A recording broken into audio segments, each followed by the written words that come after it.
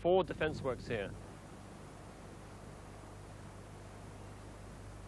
We've got a huge investment, 300 or 400 million pounds worth of investment on the cliff top, compared to at Mappleton, where we had, say, 100 houses.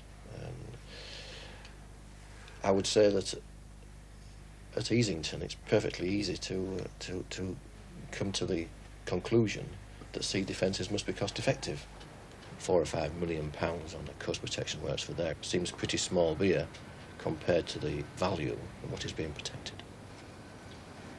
At Easington, you get into an even more sensitive part of the area. You're getting right to the very end of our coastline, and that's where Spurn is situated, where we've got a heritage coast.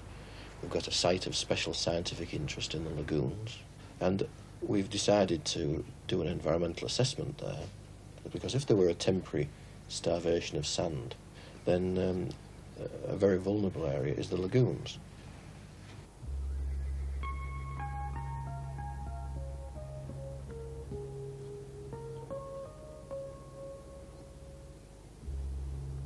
Are there any dew touch on the south side? Not yet, no, not for a few days. So 4 birds got up from that, you know, between that metal and that other nest. There seem to be 4 birds to get up from there. Number 10 and number 11 together. Well, quite close together. It's number 10 which you've rung. Beacon lagoons just to the south of the terminal are important to environmentalists. Spurn is a site of special scientific interest, and these birds, the rare and protected little terns, are especially treasured. If you need any chicks. Just watching this one here, she looks as if she's looking for chicks, the way she's hovering. Young birds are vulnerable to predators and egg collectors. An electric fence keeps out foxes and a trap deals with hungry crows. But there's nothing to stop attacks by the even rarer and equally protected merlins. These birds of prey have arrived at Spurn early in recent years, and last year took all the chicks.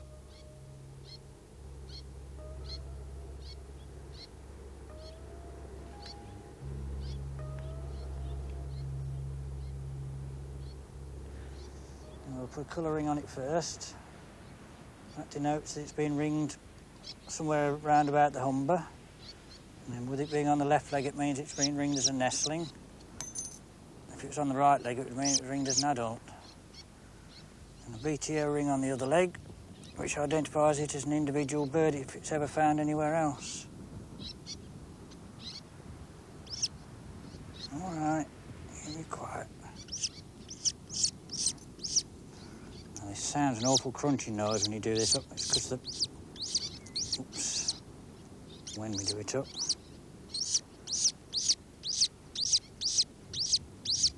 if we can manage to get the pliers around it.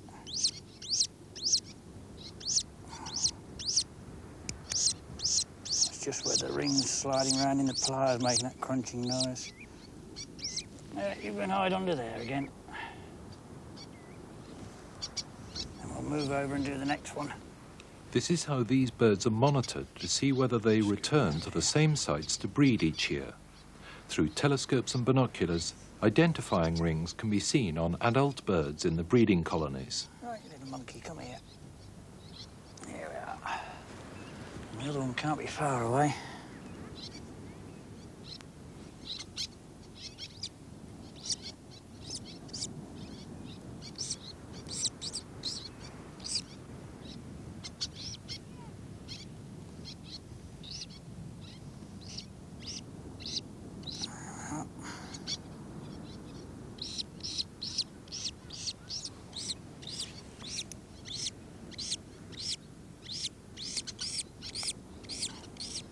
All right, you hide under there.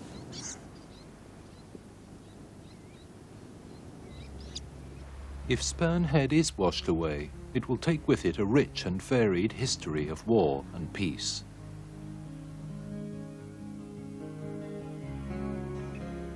This is Spurn in the 1920s. Last time it was breached in 1849, it was fortified by the army. During the First World War, they built a railway along it to serve the battery at the point. Between the wars, this railway was a lifeline. the residents of Spurn adapted a variety of vehicles to get to and from the mainland to the north. When war came again, the army was ready. Within months, a garrison of 200 men was stationed at the point, equipped with all the latest military hardware.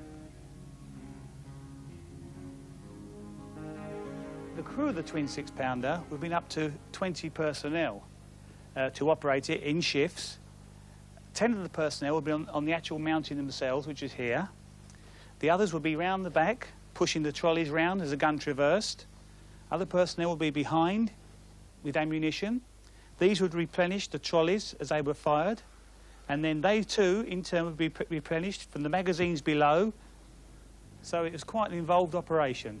They would have slept in barracks away from the back, but during their watch session, they would be sheltered inside there.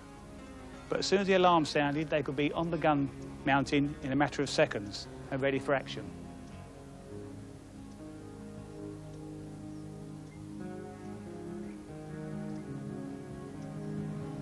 Although looking around you, it just looks like heaps of concrete, they all do have a history. Just as much as any Norman castle or grand palace, there is a history there. And we just try to make people aware of their significance. Well, it looks like a lost cause here. I'm afraid so. We've arrived a little too late for this. But even so, what is left is still significant. If it can be interpreted properly, let people know what's there, I'm sure they'd appreciate that.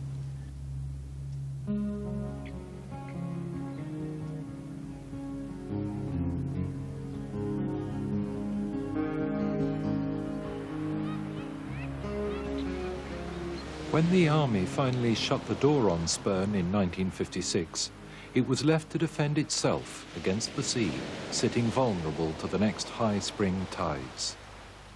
It remains a mecca for lovers of the sea, the wildlife, and even the mud of the Humber Bight.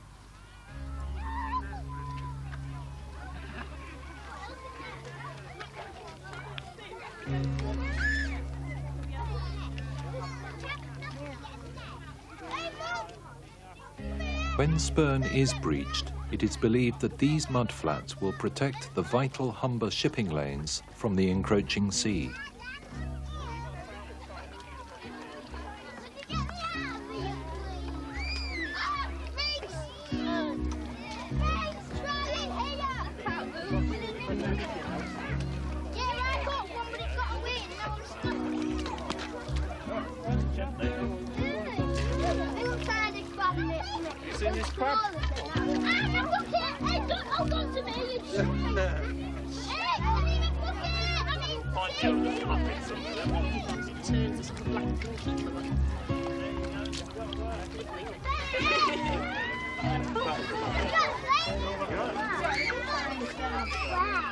What we've got here, this is Spurn Bight is what this section is known as.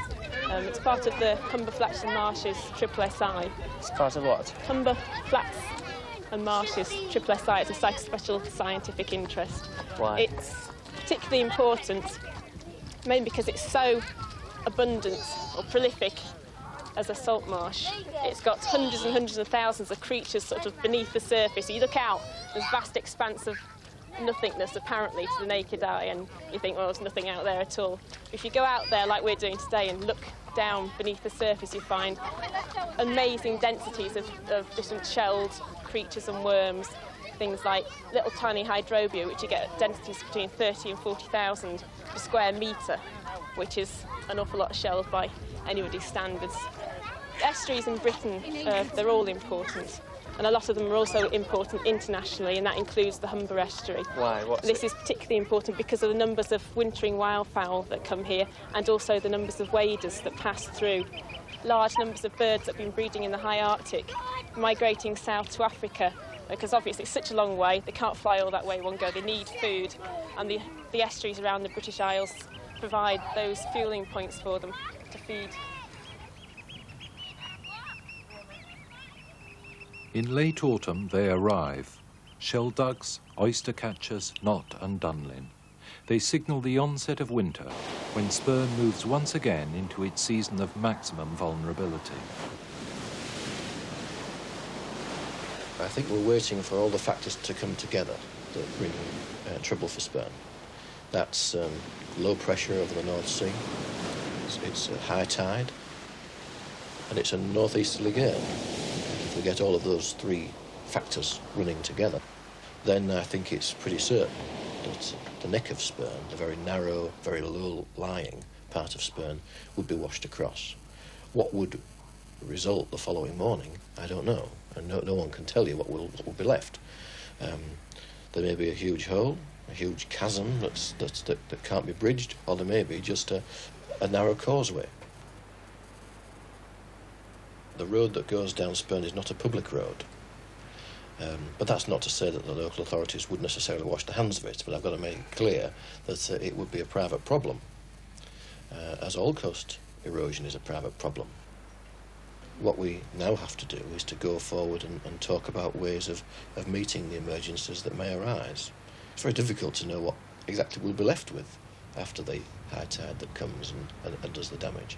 But we're going to have to develop some strategies for the future, because there are people living there that we have a duty to try to protect them, if not to make life completely convenient for them. During the winter, the community on Spurn battens down the hatches.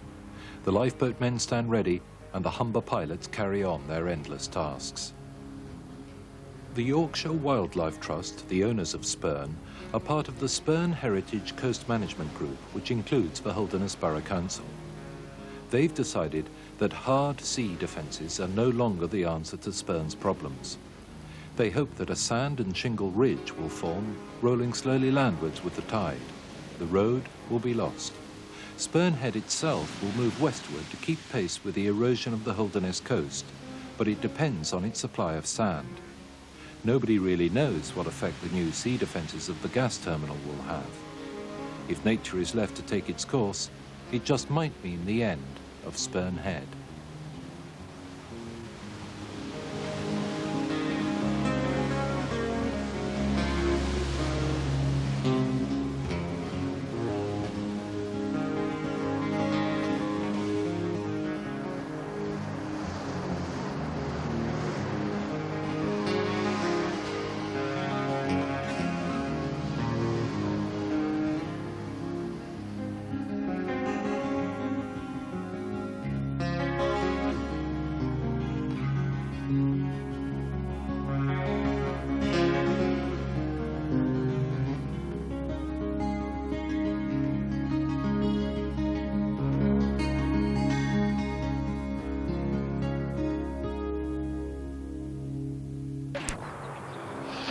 They're trying to clean the world up, make it look better than it already is. Don't much if that's so